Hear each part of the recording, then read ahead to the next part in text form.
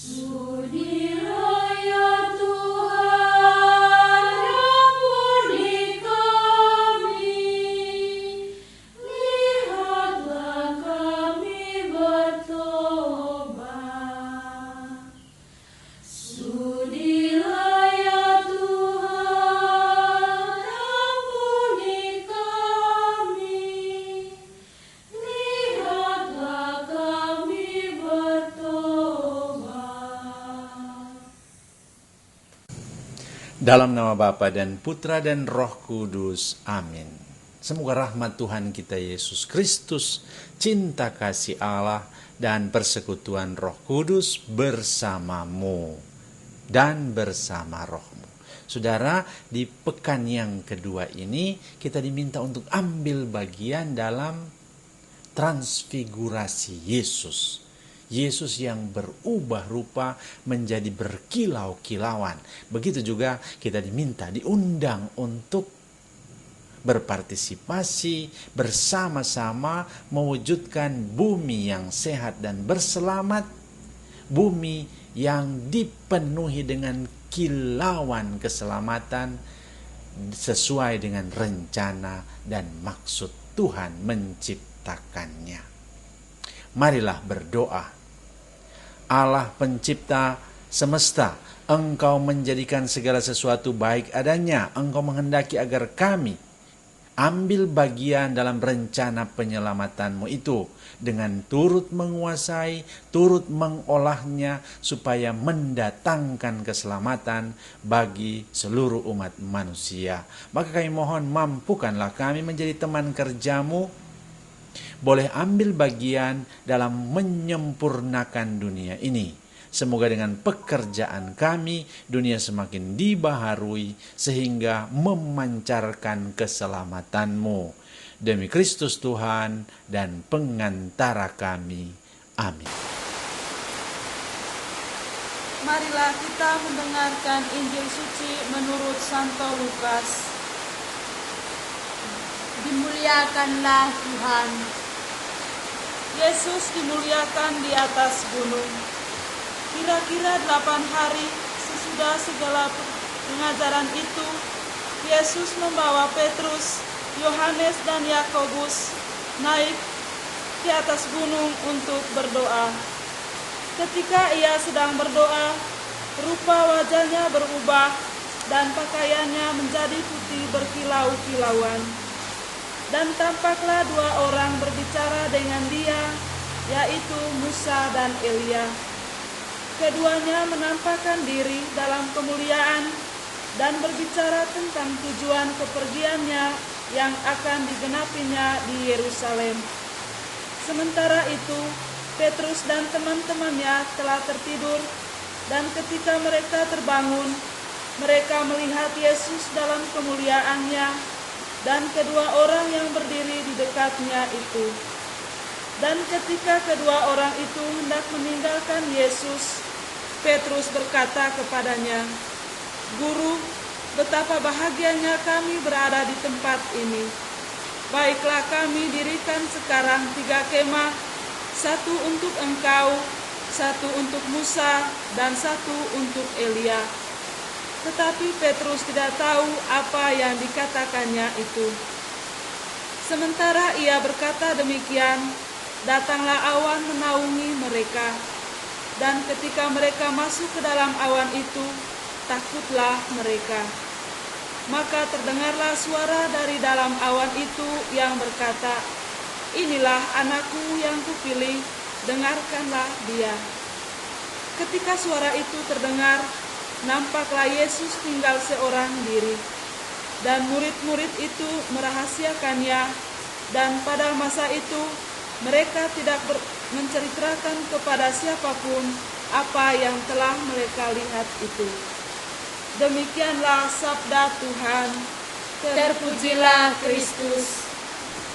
Saudaraku yang terkasih, tema pekan yang kedua ini adalah bumi baru yang sehat dan berselamat.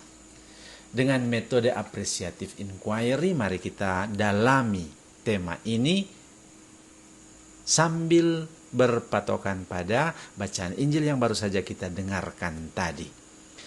Kita mulai dengan langkah yang pertama, itulah discovery atau menemukan.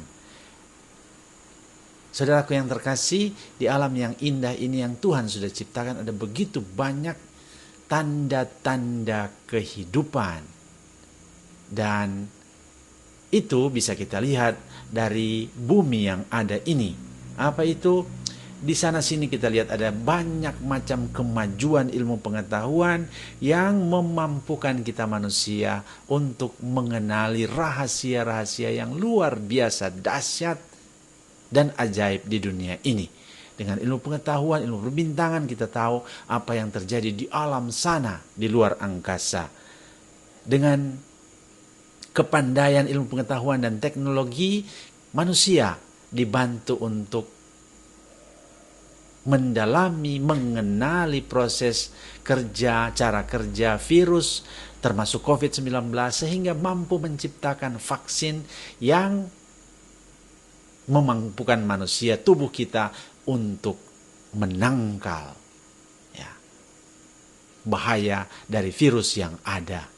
Ini semua kita syukuri. Ini semua tanda-tanda yang luar biasa. Seandainya kita mampu mengoptimalkan daya kehidupan yang Tuhan sudah berikan, luar biasa, dahsyat dan ajaib apa yang akan jadi dengan hidup kita ini.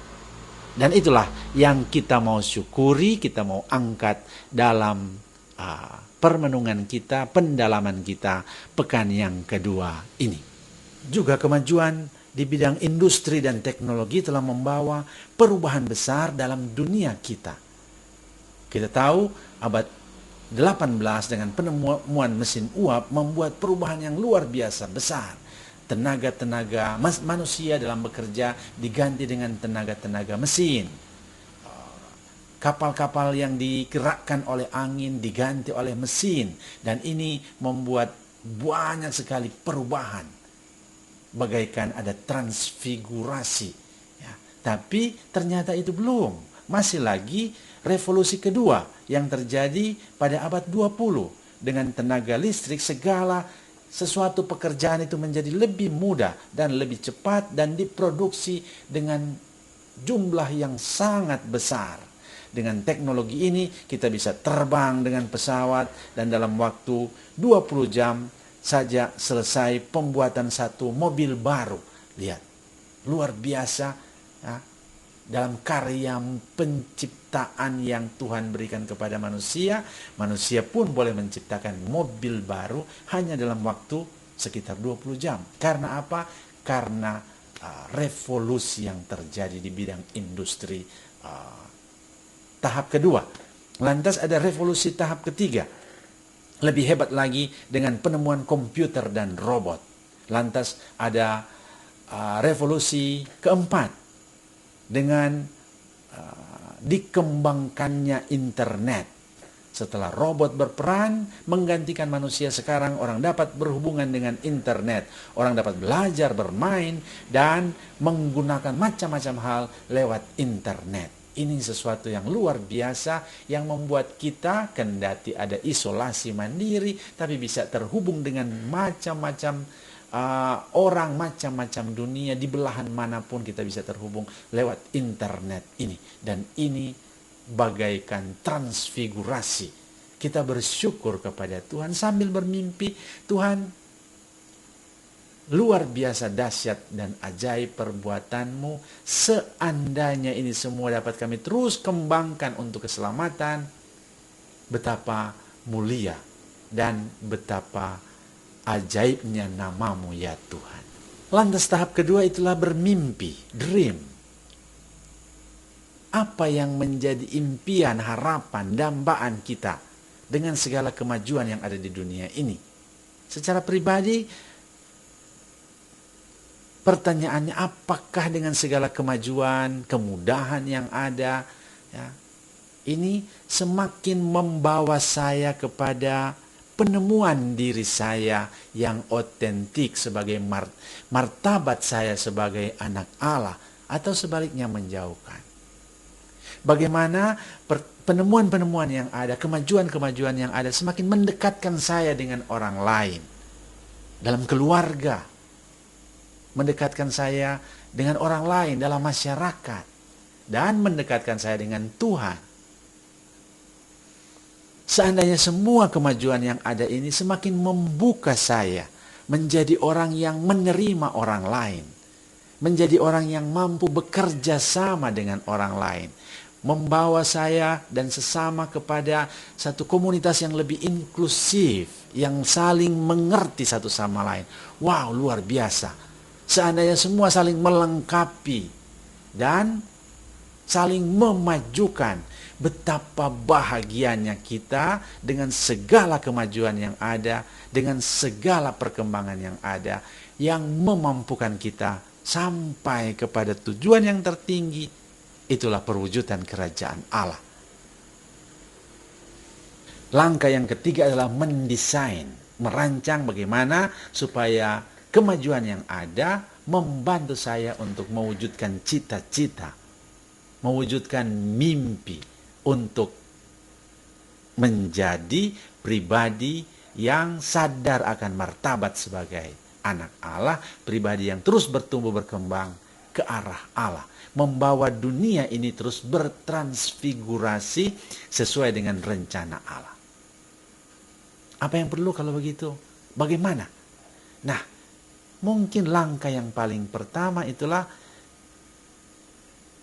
menumbuhkan iman yang benar, sehingga tidak terlena dengan kemajuan-kemajuan yang ada dan hanyut dalam kemajuan yang ada dan lupa pada Sang Pencipta, lupa pada panggilan utama.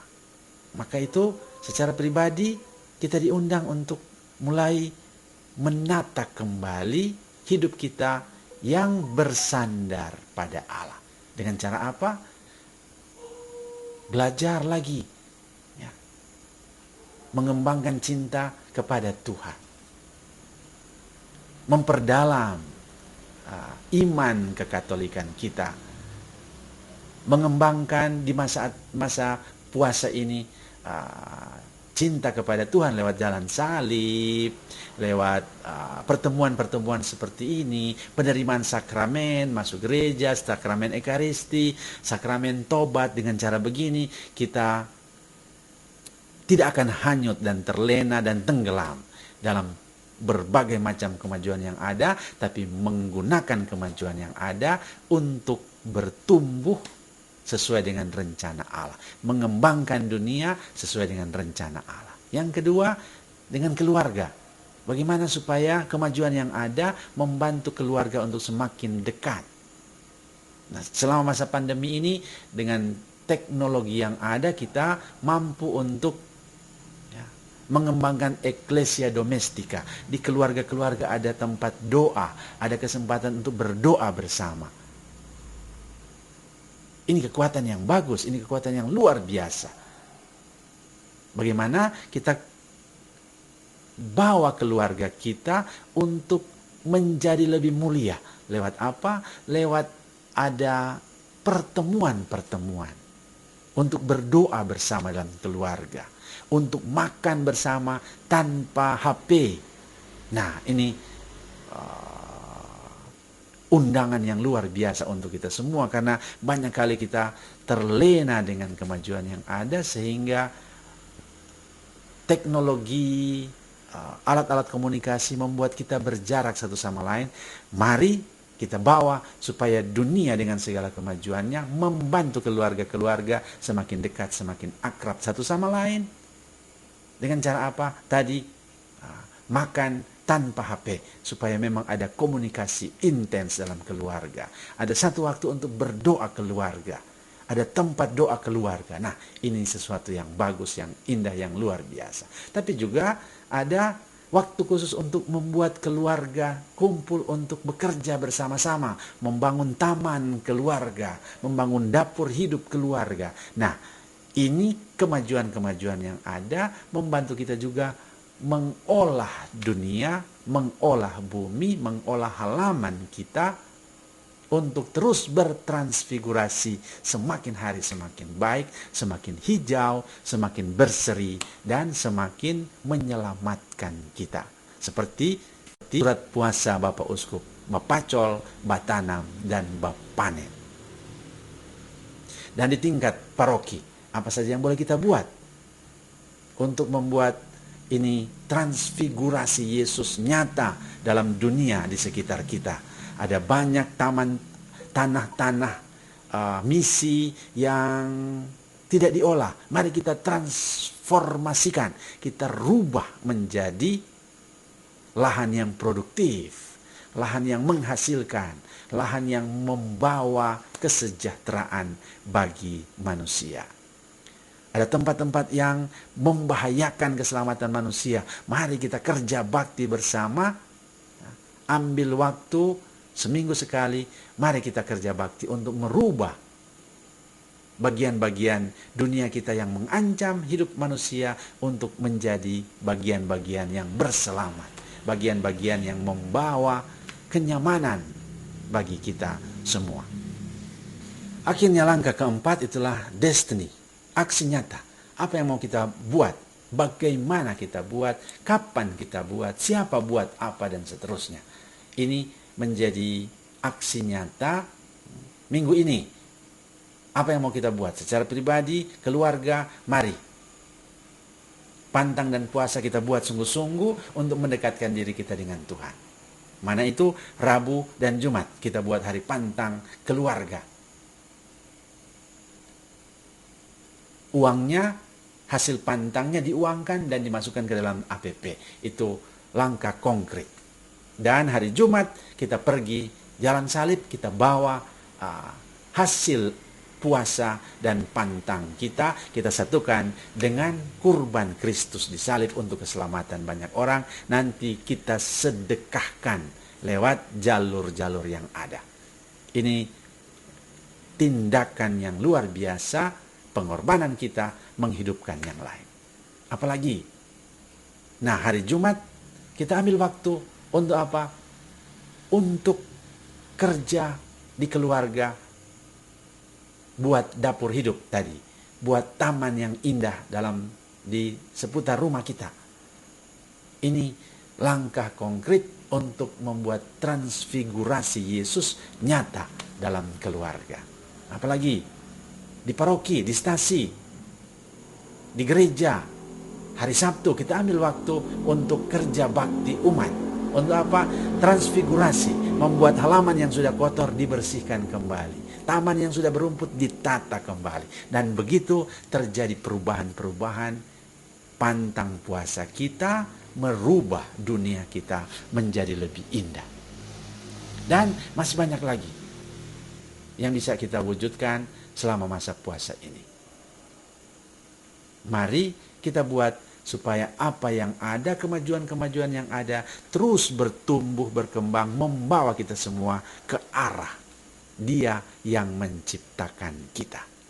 Doa umat. Allah Bapa yang Maha Baik, Engkaulah tujuan akhir segala perkembangan. Perkenankanlah kami menyampaikan permohonan kami bagi dunia ini. Ya Bapa, semoga dunia ini terus berkembang sesuai rencana keselamatan-Mu. Bantulah kami terlibat di dalamnya tanpa terlena dan lupa pada tujuan akhir segala perkembangan. Marilah kita mohon, Tuhan dengarkanlah umat-Mu. Bagi para ilmuwan, semoga mereka menggunakan keahliannya untuk kemajuan dunia ini sambil mengarahkan manusia kepada kemuliaan sejati anak-anak Allah. Marilah kita mohon, Tuhan dengarkanlah umat-Mu. Bagi warga masyarakat, berilah kebijaksanaan kepada warga masyarakat agar tidak mentuhankan kemajuan serta segala hasilnya, tetapi mampu menggunakannya untuk mencapai keselamatan kekal. Marilah kita mohon, Tuhan dengarkanlah umat-Mu. Bagi kita di sini, bantulah kami mewujudkan pertobatan kami melalui karya nyata sesuai dengan rencana pribadi, keluarga, dan paroki kami. Buatlah kami makin terbuka untuk bergabung dengan siapa saja yang berkehendak baik untuk bersama mengatasi berbagai masalah lingkungan dan memajukan dunia supaya makin berselamat. Marilah kita mohon. Tuhan, dengarkanlah umat-Mu. Saudaraku, mari kita sempurnakan doa-doa kita dengan doa yang diajarkan oleh Tuhan kita Yesus Kristus. Bapa kami yang ada di surga, dimuliakanlah namamu, datanglah kerajaan-Mu, jadilah kehendak-Mu di atas bumi seperti di dalam surga. Berilah kami rezeki pada hari ini, dan ampunilah kesalahan kami, seperti kami pun mengampuni yang bersalah kepada kami. Dan janganlah masukkan kami ke dalam pencobaan, tetapi bebaskanlah kami dari yang jahat. Amin. Marilah berdoa, doa penutup. Allah yang Maha Agung, Engkau hadir di seluruh alam raya dan di setiap jengkal hidup makhluk ciptaan-Mu. Engkau memeluk semua yang ada dengan kelembutan-Mu dan Engkau menaburi daya cinta-Mu. Penuhilah kami dengan damai sehingga kami bisa hidup sebagai saudara yang saling menghidupkan. Sentuhlah hati kami yang hanya memburu keuntungan dan melupakan kelestarian alam semesta. Demi Kristus Tuhan, pengantara kami. Amin. Tuhan bersamamu dan bersama rohmu. Semoga Allah yang Maha Kuasa memberkati saudara sekalian, Bapa dan Putra dan Roh Kudus. Amin. Saudara sekalian, doa, pertemuan, dan pendalaman aksi puasa pembangunan tahun 2022 ini sudah selesai. Kita diutus untuk memulihkan kehidupan. Syukur kepada Allah.